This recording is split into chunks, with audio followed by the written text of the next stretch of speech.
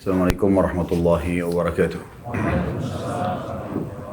Alhamdulillah, selalu saja kalimat suci dan mulia ini dikejar oleh orang-orang beriman untuk diucapkan melalui lisan mereka karena mengejar apa yang sudah dijanjikan oleh Sang Pencipta Allah dari kalimat ini. Kalimat ini adalah kalimat yang telah dipilih oleh Sang Pencipta Allah sebagai kalimat syukur dan berterima kasih kepadanya, dan pasti janji Allah tidak akan mungkin luput. La in syakartum la azidannakum wa la in kafartum inna adabi lasyadid. Kalau kalian bersyukur pasti aku akan tambah, dan kalau kalian kufur adabku amat pedih. Tapi sayang, sedikit sekali orang-orang yang memahami masalah ini, padahal sangat mudah untuk dilakukan, dan itu Allah sebutkan juga dalam firman-Nya, wa qalilum min ibadiyasy syakur. Tapi sayang, sangat sedikit hambaku yang berterima kasih. Maka jadilah orang-orang yang justru berterima kasih kepada Allah Subhanahu wa taala dengan selalu mengucapkan alhamdulillah. Tentunya kita panjatkan salam hormat kita kepada manusia yang telah Allah perintahkan untuk mengucapkan kepadanya salam hormat, dan Allah jadikan sebagai bentuk pendekatan diri kepada Allah dan juga dijadikan ibadah. Dan satu kali salam hormat dibalas dengan 10 kali rahmat, dan rahmat Allah luas sekali, masuk dalamnya pengampunan dosa, peninggian derajat, pemenuhan segala kebutuhan. Maka jadilah setelah memuji dan memuja Allah, alhamdulillah, selalu mengucapkan salawat dan taslim kepada Nabi besar Muhammad sallallahu alaihi wasallam.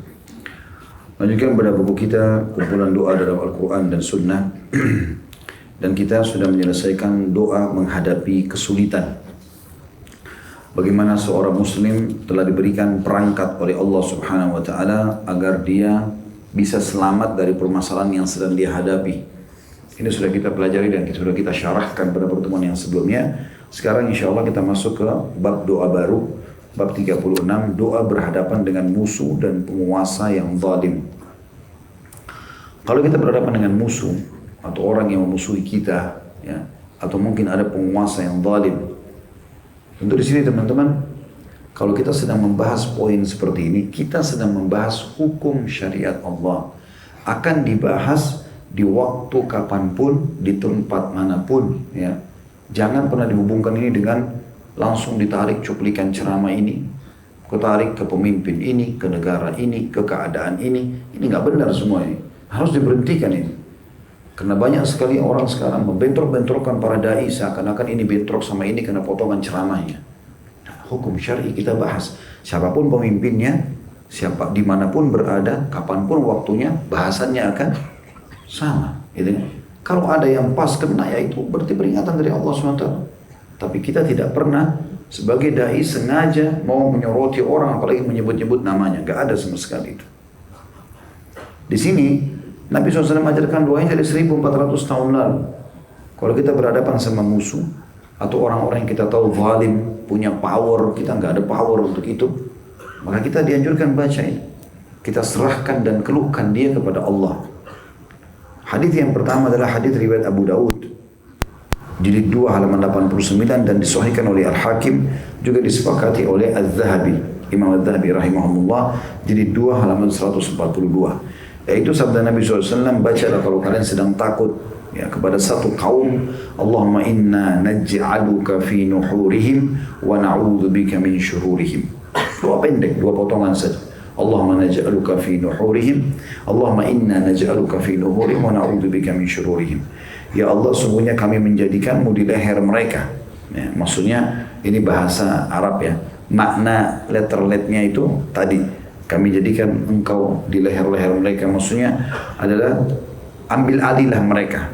Maknanya adalah hadapilah mereka ya Allah, jangan aku yang menghadapi mereka. Wa na'udzubika min syururihim, dan kami berlindung kepadamu dari semua keburukan mereka. Dan ini insya Allah kalau orang baca dengan tenang, ya, dengan penuh keyakinan, Allah SWT akan menangkan dia, baik dalam perkara-perkara yang dihadapi di pengadilan terhadap orang-orang zalim, atau pasangannya zalim, atau temannya, atau segala macam. Intinya musuh-musuh atau orang yang tidak suka akan dikalahkan oleh Allah SWT dengan hikmahnya. Allah bisa membuat orang itu sadar atau Allah menghukumnya. Jadi kuasa Allah. Kita minta Allah yang hadapi. Allah pencipta lebih tahu orang ini disadarkan atau orang ini dihukum. Kemudian juga diantara doa yang mulia, dan ini diamalkan oleh para sahabat setiap kali mereka masuk medan jihad untuk menghadapi musuh. Hadis riwayat Abu Dawud jilid 3 halaman 42 dan Tirmidzi jilid 5 halaman 572. yang bunyinya Allahumma anta adudi wa anta nasiri wa bika ajulu wa bika asulu wa bika uqatil.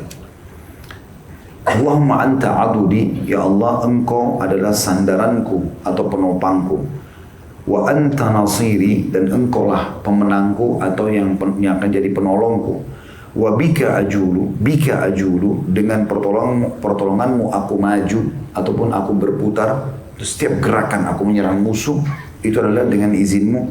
Wa bika asulu, dan dengan pertolonganmu aku menundukkan musuh, nanti aku kalahkan dia. Wa bika uqatil, dan dengan pertolonganmu lah aku memerangi musuh-musuhmu. Ada satu poin yang kita harus ambil pelajaran dari kasus perang Badr. Penting sekali. Para sahabat waktu masuk di medan perang itu berhadapan sama pasukan Quraisy. Jumlah mereka 314 dengan Nabi SAW. Dan perlu kita garis bawahi, ada di antara sahabat yang hadir situ belum pernah tahu keterampilan perang. Belum punya keterampilan perang, tapi karena semangat dia masuk medan perang, gitu kan? Ikut bersama Nabi SAW. Walaupun tadi tujuannya hanya untuk menghadang kafilah dagang Quraisy. Sementara 1.000 orang pasukan Quraisy semuanya kesatria, semuanya ahli perang, semuanya pakai kuda, semuanya bawa perlengkapan lengkap. Zaman dulu kalau orang mengatakan lengkap itu, dia punya pedang 2 di kiri kanan pinggangnya, dia punya cemeti dan alat busur panahnya sama panahnya, ya, dia punya tombak. Semua itu ada di kudanya. Semua perangkat perangnya ada di situ. Dia pun pakai besi dari kepala sampai kakinya. 1.000 orang Quraisy begitu. Tapi subhanallah mereka kalah. Apa yang Allah bilang kepada para sahabat, dan ini untuk mereka pelajaran untuk kita semua orang muslim sampai hari kiamat. Allah mengatakan, a'udzubillahi minasyaitonir rajim, falam taqtuluhum walakin Allah qatalahum. Bukanlah kau hai Muhammad dan pengikutmu yang membunuh mereka, tapi Allah yang membunuh mereka. Ya. Wa ma ramaita id ramaita walakin Allah rama. Dan bukan kamu dan pengikut Muhammad yang melempar tombak, melempar anak panah pada saat kalian melempar, tapi Allah lah yang melemparnya. Melibatkan Allah SWT dalam setiap kegiatan kita ini penting sekali, sehingga biarkan Allah yang mengambil alih. Bisa ucapan kita itu Allah yang atur, gerakan tangan kita Allah yang atur, gerakan kaki kita Allah yang atur. Dan itu makna daripada hadis Bukhari, hadis sahih, hadis qudsi, wala yazalu 'abdun yataqarrabu ilayya bin nawafil hatta uhibbu fa idza ahbabtuhu kuntu lahu sam'u alladhi yasma'u bihi wa basaru alladhi yabsuru bihi wa yadu alladhi yabtishu bihi wa rijlu alladhi yamshi 'alayhi. Seorang hamba terus mendekatkan diri kepadaku dengan amal-amal sunnah. Wajib sudah nggak dibahas lagi, dan nggak ada toleransi. Sunnah, qobliyah, ba'diyah, duha, sholat tahajud, wudu, taubat, ya apalah semua sholat sunnah ini dedikatkan diri. Puasa sunnah, Senin, Kamis, ayyamul bid, sibuk dengan itu sampai aku mencintainya, kata Allah. Lalu apa manfaatnya kalau Allah cintai kita? Kata Allah, kalau aku sudah mencintainya, aku akan menjadi pendengar. Lisannya yang digunakan untuk berbicara, telinganya yang digunakan untuk mendengar, bukan lisannya, telinganya yang digunakan untuk mendengar, matanya yang digunakan untuk melihat, tangan yang digunakan untuk menjamah, kaki yang digunakan untuk melangkah. Dan ini berarti Allah SWT mengambil alih semuanya. Sehingga ada orang subhanallah tidak dia ucapkan kecuali kebaikan, tidak akan lihat kecuali kebaikan, tidak akan dengar kecuali kebaikan, tidak akan menjamah dan mencari rezeki kecuali kebaikan, tidak akan melakukan kekerasan atau perlawanan kecuali dengan izin Allah untuk membela kebenaran. Kakinya tidak akan melangkah ke tempat yang tidak baik, cuma yang baik. Maka Allah SWT mengambil alih itu. Ini makna daripada doa-doa itu semua. Dan tujuannya kita melibatkan Allah dalam kehidupan kita, walaupun kita manusia tetap ikhtiar. Kita juga tidak boleh tidak ikhtiar, tapi kita melibatkan Allah dalam ikhtiar kita itu. Ya. Begitu juga dengan doa yang lain, kita selalu membaca kalau menghadapi musuh-musuh, hasbunallah wa ni'mal wakil. Cukuplah Allah bagi kami, ya, maksudnya penolong bagi kami, dan dialah sebaik-baik yang menangani urusan kami. Hadis ini riwayat Bukhari, jilid 5, halaman 172. Masih dalam masalah menghadapi kezaliman penguasa atau orang-orang yang jahat, di bab 37-nya ini hampir sama sebenarnya dengan tadi ya. Tapi tadi bisa bab 36 itu lebih cenderung kepada individual, mungkin ini lebih cenderung kepada penguasa atau orang yang memiliki massa yang besar atau kekuatan yang lebih besar. Kalau betul-betul mereka zalim, maka kita bisa hadapi mereka dengan doa-doa ini. Disebutkan yang pertama oleh penulis di hadits Bukhari disebutkan dalam Adab Mufrad nomor 707 dan disahihkan oleh Albani dalam Sahih Al-Adab Al-Mufrad nomor 545, yaitu sabda Nabi SAW, Allahumma rabbas samawatis sab'a wa rabbal arshil azim kun li jaran min fulan ibn fulanin wa ahzabihi min khalaikika أن يفرط علي أحد منهم أو يطغى عز جارك وجل ثناؤك ولا إله إلا أنت. Ya Allah, Tuhan langit yang 7. Allahumma rabbas samawati sab'a. Jadi kita mengikrarkan kalau seluruh langit di atas kepala kita ini penciptanya Allah. Wa rabbal arshil azim, di atas langit ke-7 ada singgasana Allah, dan kita ikrarkan Tuhan singgasana atau arsy yang besar. Kulli jaran min fulan ibn fulan, jadilah engkau pelindungku dari fulan bin fulan. Kata sebagian ulama hadis boleh kita sebut namanya di sini, tapi antara kita sama Allah. Lindungi aku dari fulan bin fulan. Kita sebut namanya tapi antara kita sama Allah saja. Wa ahzabihi, dan para kelompoknya, min khalaikik, dari makhluk-makhlukmu. Apakah itu kelompoknya dia manusia, apakah dia punya tenaga dari jin, dia gunakan para penyihir, apakah dia menggunakan tenaga hewan, dan segala macam. Kita minta berlindung Allah SWT yang mengambil alih semua itu. Ayyafruta alayya ahadun minhum aw yatgha, agar jangan sampai ada seseorang pun dari mereka yang menyakitiku atau melampaui batas terhadapku. Ya, melampaui batas artinya kalaupun aku salah, jangan sampai hukumanku melampaui pelanggaranku, ya seperti itu. Lalu dikatakan azza jaruk, sungguh perkasa perlindunganmu, wa jalla thana'uk, dan agung pujian bagimu, wala ilaha illa ant, dan tidak ada Tuhan yang berhak disembah kecuali engkau. Jadi makna doa ini sangat dalam. Betul-betul kita minta kepada Allah secara individu kita diselamatkan dari orang itu. Nah, ini ajaran Nabi SAW, ini hadis sahih. Ya, kita bisa menyebutkan ini. Tapi tentu teman-teman sekalian, sebelum kita berhadapan sama orang dan kita menganggap dia sebagai musuh, saya bilang tadi yang paling pertama, jadikan bahan muhasabah. Karena bisa saja apa yang sedang terjadi dari peringatan lisan orang lain, peringatan apalah ya, perkataankah atau teguran langsungkah atau apa saja, bisa saja itu justru peringatan buat kita. Allah jadikan itu peringatan melalui orang lain. Mungkin Anda beli mobil dari uang haram lalu tiba-tiba tabrakan. Tidak selamanya orang yang nabrak itu salah. Mungkin saja kita yang salah memang. Allah ingin berikan peringatan itu, gitu kan? Dan seterusnya. Banyak hal-hal yang memang Allah SWT berikan peringatan. Kalau kita sudah coba bermuhasabah, introspeksi diri, ternyata kita nggak salah, berarti kita hadapin dia sebagai musuh. Dan ini dua-dua digunakan untuk itu.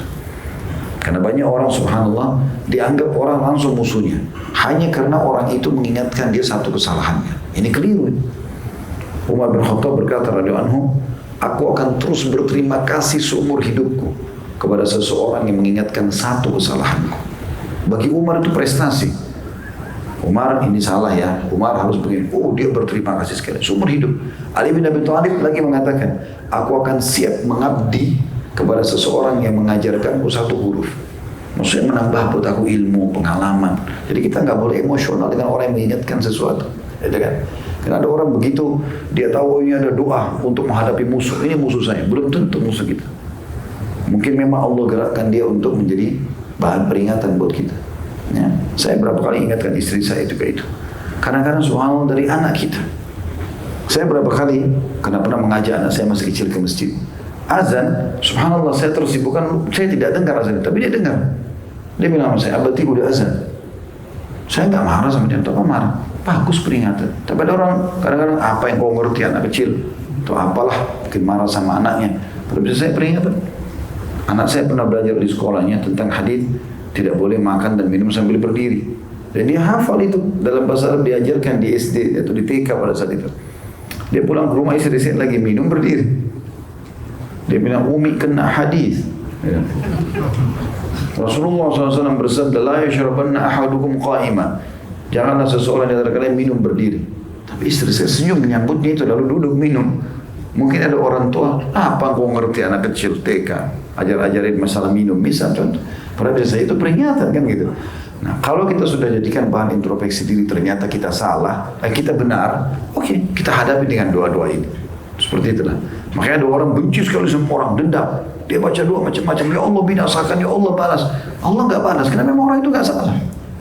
Dia yang salah. Kan begitu. Ada orang begitu ribut rumah tangga, semoga Allah hancurkan hidupmu, semoga begitu. Padahal pasangannya benar. Mungkin dia yang salah, dia tidak jadikan bahan muhasabah. Mesti dia ingat mungkin peringatan itu dari lisan pasangannya kan gitu. Contoh saja. Kemudian doa yang lain juga diangkat oleh beliau adalah doa ini dibaca 3 kali doa ini. Tentu yang saya sudah bilang, kalau yang belum hafal bisa dipegang bukunya ya. Doa ini bisa, buku ini alhamdulillah sudah dibagikan untuk semua jemaah masjid. Saya harap ini dibawa, dibaca, ya dikantongin. Nah ini juga bisa teman-teman sekalian bekerja sama yayasan kalau mau dapat pahala perbanyak ini. Saya sudah berapa kali anjurkan jemaah saya supaya kalau ada acara perkawinan ini jadi souvenirnya. Daripada tidak bermanfaat. Kipas, untuk apa kipas? Tidak semua orang pakai kipas. Kasih buku ini, ada buku sifat sholat Nabi, ada buku zikir pagi petang, kan bagus. Anggap dari 100 tamu yang datang, 2 orang baca, nggak apa-apa, cukup. Datang ke rumah keluarga, selalu bawa 5, bawa 10, titip di mejanya. Pembantunya yang baca, nggak usah dia, nggak apa-apa. Mampir lampu merah, ada orang miskin minta, daripada nyanyi-nyanyi sudah nggak usah nyanyi, saya kasih kamu buku ya. Kasih juga duit, tapi baca. Berapa kali saya mampir di lampu merah, anak-anak nyanyi-nyanyi, saya bilang jangan. Saya tanya, kamu muslim? Iya muslim. Ini cuma 1 menit lampu merah. Kamu muslim? Iya. Tahu itu apa rukun Islam? Nak? Tidak tahu. Apa itu rukun? Dia panggil temannya. Apa itu rukun Islam? Ya. Terus saya bilang, saya ajar kamu rukun Islam ya. Kalau kau bisa saya kasih uang 5.000. Iya Pak, iya. Oke, rukun Islam 2 kalimat syahadat. Kita nggak bisa rincikan panjang satu begitu kan. Sholat 5 waktu. Zakat bagi orang yang mampu. Puasa Ramadan setahun sekali. Haji bagi yang mampu. Coba hafal, dihafal sama dia. Kasih 5.000. Ajarin ilmu ya akhi. Daripada kita tolak dia, daripada kita ambil manfaat. Saya pernah punya seorang teman, beliau dosen di Ummul Qura. Saya ingat betul tuh, dia pernah 4 tahun di Makassar. Di mana-mana di jalan, di tas istrinya selalu dikasih buku terjemahan begini. Ini buku apa saja, pokoknya terjemahan bahasa Indonesia. Setiap belanja ke supermarket, kebutuhan bulanan, beli pakaian, pasti dia kalau datang dia tanya pegawainya di store itu, tanya muslim, iya muslim ya, kasih buku. Ambil buku gratis, orang gratis mau semua gitu. Teman-teman, nulis buku ini nggak gampang. Ini cuma 10.000 rupiah atau 15.000 rupiah. Nulis begini 102 doa ini, 132 doa ini nggak gampang gitu. Sulit. Itu butuh waktu untuk nulis, cari kepesahihannya. Antum tinggal keluarin harga gorengan saja, gitu. Kasih ke orang, manfaatnya besar, kan gitu. Jadi kalau beli pun, cuma 1, bagiin kepada orang, manfaatnya besar. Ilmu itu amal jariah paling besar teman-teman. Karena sekali kita ajarin ke orang, sekali dia tahu, walaupun dia belum amalkan sudah ada ilmunya. Kapan dia amalkan jadi amal jariah buat kita. Dari mana kita tahu? Mungkin orang yang kita kasih buku itu nanti akan jadi ulama besar. Allahu a'lam, kita nggak pernah tahu.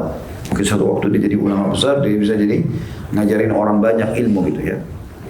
Baik, doa ini selanjutnya adalah kita kembali ke bahasan kita. Allahu Akbar, Allah a'azzu min khalqihi jami'an. Allah a'azzu mimma akhafu wa ahdhar. A'udzu billahi alladhi la ilaha illa hu, al-mumsik as-samawati as-sab' ay yaqa'na 'ala al-ardi illa bi idhnihi. من شر عبدك فلان وجنوده وأتباعه وأشياعه من الجن والإنس اللهم كن لي جارا من شرهم جل ثناؤك وعز جارك وتبارك اسمك ولا إله غيرك. الله أكبر, Allah Maha Besar, Allah a'azzu min khalqihi jami'a, Allah lebih perkasa daripada seluruh makhluknya. Allah azzu mimma akhafu wa ahdhar. Allah itu lebih perkasa daripada apa yang aku takutkan dan aku khawatirkan. A'udzu billahi alladzi la ilaha illahu. Aku berlindung atas nama Allah yang tidak ada Tuhan yang berhak disembah kecuali Dia. Al-mumsikis samawati as-sab' ay yaqa'na 'ala al-ardi illa bi idni. Yang telah menahan langit 7 agar tidak jatuh ke bumi kecuali dengan izinnya. Ya. Kemudian kita sebutkan setelah pujian ini, min syarri abdika fulan. Ini bisa disebutkan namanya. Kalimat fulan bisa diganti nama orang ya. Aku berlindung kepadamu dari kejahatan hambamu fulan. Jadi penyihir kah dia, penjahat kah dia, penguasa zalim kah dia, pokoknya nggak ada urusan sama saya. Ya Allah, aku berlindung kepadamu dari hambamu fulan. Kita khawatir dengan dia karena dia zalim, kita sebutkan itu. Lalu kita katakan wa junudihi, dan pasukan-pasukannya, wa atba'ihi, dan pengikut-pengikutnya, wa asya'ihi, dan juga pendukung-pendukungnya, ya, semua yang mendukung dia, minal jin wal ins, dari jin dan juga manusia. Karena ada juga orang pakai tentara jin, para penyihir-penyihir kan, untuk menjatuhkan orang lain, untuk menyakiti orang lain, dia pergi ke dukun dan seterusnya. Lalu kita bilang, Allahumma kun li jaran min syarrihim. Ya Allah, jadilah engkau pelindungku dari kejahatan mereka. Jalla thana'uk, sungguh maha agung pujian untukmu. Kemudian dikatakan wa tabarakasmuk, dan maha berkah namamu, wala ilaha ghairuk, dan tidak ada Tuhan yang berhak disembah kecuali engkau. Ini baca 3 kali. Kalau belum hafal bisa diulang lagi.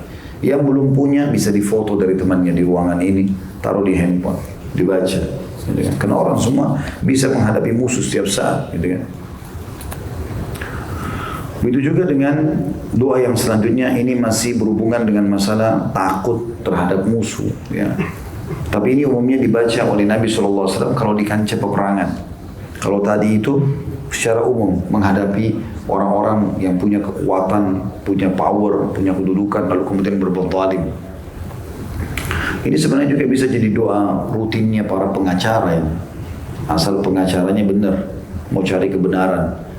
Dia minta agar dilindungi dari hakim-hakim yang jahat, dari keputusan yang salah, gitu kan. Jadi selain orang ini juga orang-orang yang membela kebenaran ini bisa. Gitu. Para pengacara itu bisa dapat pahala banyak, asal dia memang bela kebenaran. Tapi sebaliknya bisa jadi penyebab masuk neraka kalau dia membela yang batil. Karena dia pasti akan manipulasi data, dia akan berbohong, dia akan menzalimi orang yang diambil haknya, dia akan menerima harta yang haram, dia juga akan ya, memberikan harta haram kepada orang yang menzalimi. Seperti itu banyak sekali kesalahannya. Baik, doa ini diantaranya Nabi SAW kalau sudah berhadapan sama musuh di depan mata, sudah akan berkecamuk peperangan jihad, maka beliau membaca doa ini. Ini di bab 38, doa agar keburukan dan kekalahan menimpa musuh. Allahumma munzilal kitab, sari'al hisab, ihzimil ahzab, Allahumma ahzimhum wa zalzilhum. Allahumma munzilal kitab, ya Allah yang telah menurunkan Alkitab atau Al-Quran. Sari'al hisab, yang cepat sekali hisabnya, perhitungannya. Ihzimil ahzab, kalahkanlah pasukan-pasukan itu. Allahumma ahzimhum, ya Allah kalahkanlah mereka. Wazalzilhum, dan goncangkan mereka, maksudnya porak-porandakan pasukan mereka. Hadis ini riwayat Muslim, jadi 3 halaman 1362. Sekali lagi teman-teman, doa ini bukan dibaca sekali. Nabi SAW pada saat perang Badar terus membaca doa ini non-stop, beliau baca terus di perang-perang, beliau baca sampai Abu Bakar mengatakan, ya Rasulullah, kasihani diri anda, Allah maha mendengar gitu. Kata Nabi SAW, hai Abu Bakar, saya akan tenang kalau Allah sudah menurunkan ya, wahyu kalau kita akan menang. Hanya Nabi SAW ngantuk, tertidur sejenak. Begitu bangun tersenyum beliau. Lalu beliau mengatakan, terimalah berita gembira hai Abu Bakar, Allah telah menerima doaku dan Allah menjanjikan kita mendapatkan kafilah dagang Quraisy atau kita akan mengalahkan pasukan mereka. Dan Nabi SAW terus berdoa sampai menang. Waktu terjadi perang Khaybar, menyerang benteng Yahudi di Khaybar, sekitar 180 km dari Madinah, itu Nabi SAW sudah dijanjikan kemenangan, tapi beliau non-stop berdoa. Terus berdoa, berdoa itu ibadah. Tidak ada ruginya kita menyampaikan. Tapi ingat, berdoa sampai Allah kasih. Jangan sekali lalu sangka buruk sama Allah. Saya sudah baca, tapi Allah belum kasih. Ya Allah, mudahin jodoh saya. Gak datang-datang jodohnya. Baru sekali. Sekarang kalau antum lapar, minta sama orang, saya lapar, kasih makan. Langsung dikasih. Belum tentu juga kan. Mungkin orang banyak tanya, mungkin ada yang kasih, ada yang tidak. Tapi kita tidak samakan dengan Allah. Allah SWT maha pemberi. Tapi Allah SWT justru kalau menggerakkan kita punya hajat dan hanya kita berdoa, berarti dia sangat cinta, dia ingin kita berinteraksi dengannya. Maka harusnya difahami masalah ini. Ini doa yang paling pendek kalau seandainya kita dalam keadaan memang takut ya, di pasal 39. Ini doa yang sangat pendek untuk menyelesaikan permasalahan-permasalahan kita kalau menghadapi musuh-musuh. Apalagi kalau sudah sampai berbuat kejahatan, ya. Yaitu hadis yang diriwayatkan oleh Imam Muslim di jilid 4 halaman 2300, Allahumma kfinihim bima syi'ta. Kalau ini harus dihafal pendek. Allahumma kfinihim bima syi'ta. Walaupun semua doa tadi usahakan kita hafal. Tapi doa ini luar biasa. Ya Allah, lindungilah aku dari kejahatan mereka dengan apa yang Engkau kehendaki. Ya. Ini tentu doa ini masyhur dinukil dari anak soleh yang mau dihukum oleh raja zalim yang disebutkan dalam hadis Bukhari. Jadi pernah di zaman dulu ada satu raja mengaku Tuhan dan dia punya penyihir yang kuat, gitu kan. Nah penyihirnya ini rupanya karena sudah tua, dia bilang sama raja, saya butuh kader, kirim kepada saya anak-anak muda yang pintar, saya ajarin dia sihir, gitu kan. Rupanya dibuatlah semacam sayembara, loloslah satu orang anak sangat cerdas, tiap hari belajar sama penyihir ini. Tapi antara rumah anak muda ini sama rumahnya penyihir pada saat dia belajar sihir ada satu gua. Di situ ada seorang dulu pendeta Nasrani, tapi waktu itu belum datang di sana Nabi Muhammad SAW. Pendeta itu masih dalam keadaan benar, ya, berpegang pada risalah Nabi Isa alaihissalam. Karena risalah Nabi Isa berlaku sampai datangnya risalah Nabi Muhammad alaihissalam, gitu kan. Maka dia mampir situ, lalu kemudian dia mulai belajar juga dengan pendeta itu tentang isi Injil. Sampai dia mendalami Injil yang sangat dalam, dia juga menjalani ilmu sihir yang sangat dalam. Setelah dua-duanya sudah sampai pada tingkat tertinggi dari ilmu ini, maka dia pun pulang dari rumah penyihir ini. Kemudian dia melihat ada masyarakat yang sedang dihadang oleh satu hewan besar. Tidak disebutkan apa, tapi dikatakan hewan besar. Kemudian mereka lihat, nah ini muridnya penyihir itu, coba bantu dengan sihirmu hilangkan ya, hewan ini. Hewan itu disebutkan dalam beberapa athar, dia menutupi jalan lereng gunung sehingga sulit untuk bergerak, binatang besar menghalangi orang.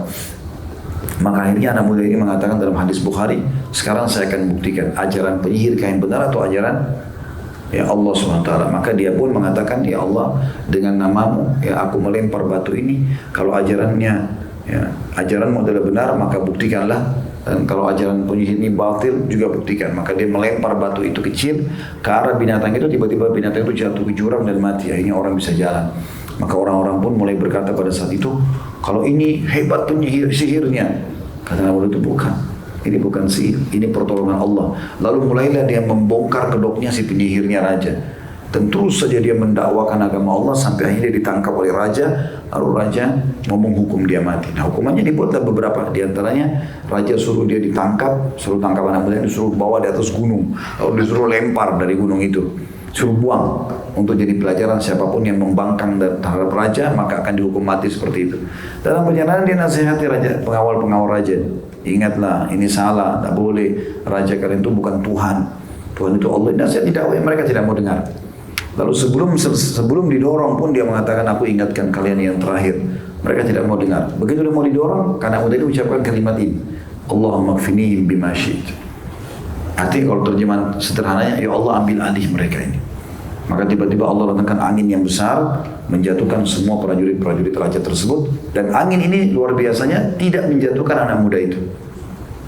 Setelah selesai anak muda itu turun langsung ke istana raja lagi. Raja tanya, mana prajurit saya? Allah sudah binasakan mereka.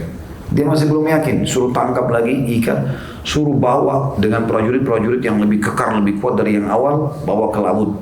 Anak muda ini diikat dengan rantai tangan dan kakinya, lalu diikat dengan batu yang berat, ya, nanti akan dicemplungin ke dalam lautan, di tengah lautan. Dalam perjalanan dia nasihati prajurit-prajurit tersebut, tak mau dengar. Terakhir, ya, pada saat sudah mau dicemplungin, dia mengucapkan kalimat yang sama, Allahumma kfinihim bima syi'ta. Ya Allah, saya sudah nasihatin, gak mau dengar, ambil alih mereka ini.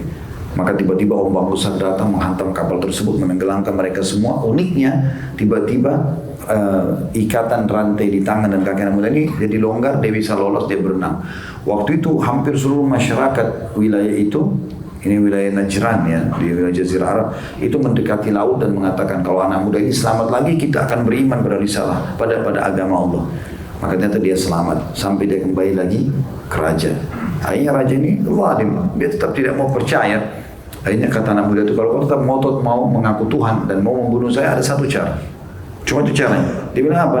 Pakai anak busur panah saya ini, pakai anak panah saya ini, dan bilang Bismillahirrahmanirrahim. Ya, dengan nama Allah, Tuhannya anak muda ini. Panah ke saya, kau akan bunuh saya. Raja itu akhirnya sujud, tapi kata anak muda ada syaratnya. Kumpulin semua orang wilayah ini, biar mereka saksikan. Dikumpulkanlah semua orang, kurang lebih terkumpul itu 20.000 orang. Kemudian raja itu melepaskan sambil mengatakan Bismillahirrahmanirrahim. Dengan nama Allah, Tuhannya anak muda ini, maka matilah anak muda tersebut. Akibatnya apa? Ya, seluruh wilayah Najran tadi 20.000 orang itu semuanya beriman karena mereka mengatakan sesungguhnya yang selama ini mengaku Tuhan raja kita tidak bisa membunuh anak muda tersebut kecuali dengan izin Tuhannya anak muda itu. Tuhannya anak muda itu lebih kuat. Maka mereka beriman kepada Allah, lalu terjadilah pada suatu pembakaran massal. Dibuatlah parit, dibuat api yang besar, lalu dicemplungin semua orang-orang yang beriman kepada Allah Subhanahu wa taala. Dan itu Allah sebutkan dengan ashabul ukhdud. Qutila ashabul ukhdud an-nari dzatil waqud idhum 'alaiha qu'ud. Ini sudah saya jelaskan di sirah sebenarnya. Jadi pada saat mereka menggali ukhdud, parit, lalu mereka menyalakan api yang besar-besar, mereka duduk menyaksikan pembakaran tersebut. Wa ma naqamu minhum illa yu'minu billahil aliyyil azim. Mereka tidak membunuh orang-orang ini kecuali karena mereka beriman kepada Allah SWT gitu kan, Zat yang Maha Agung. Seperti itulah. Tapi saksi bahasan kita, doa ini yang dibaca oleh anak muda tersebut, Allahumma kfinihim bima syit. Ya Allah, tolong selamatkan aku dari, atau ambil alihlah mereka ini. Ya, kurang lebih seperti itu. Ini insya Allah yang kita bahas berhubungan dengan masalah doa-doa yang dibaca pada saat menghadapi musuh ya, atau menghadapi orang-orang yang bisa berbuat zalim kepada kita. Subhanakallahumma bihamdika asyhadu an la ilaha illa anta astaghfiruka wa atubu ilaik. Wassalamualaikum warahmatullahi wabarakatuh.